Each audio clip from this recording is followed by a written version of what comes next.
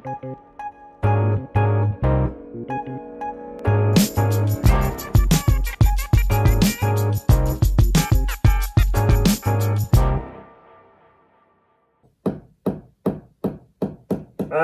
bonjour. Je suis pas le seul à utiliser des outils, hein. Les cétacés utilisent des outils.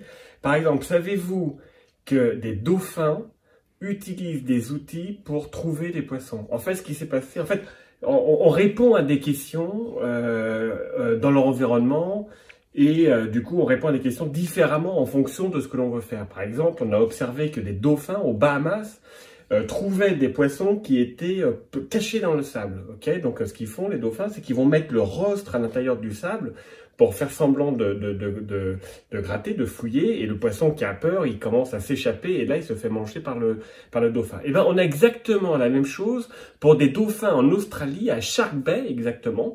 Mais là, malheureusement, le sable, c'est pas un sable très blanc, très fin, comme les Bahamas. C'est un sable un petit peu plus rugueux, avec du corail mort dedans, ce qui fait que quand les dauphins mettent leur rostre, c'est-à-dire leur bouche à l'intérieur du sable, ils vont s'arracher la peau. Et ça, donc, ils veulent pas le faire, évidemment. Donc, ce qu'ils vont faire, c'est qu'ils vont aller chercher des éponges, ils vont prendre les éponges et ils vont gratter le sol avec ces éponges, donc avec des outils.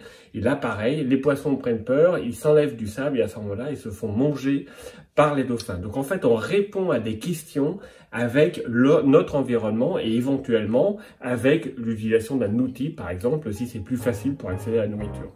Et donc, on bricole avec des outils pendant le confinement. On vous explique tout ça, plus bientôt. Merci, au revoir.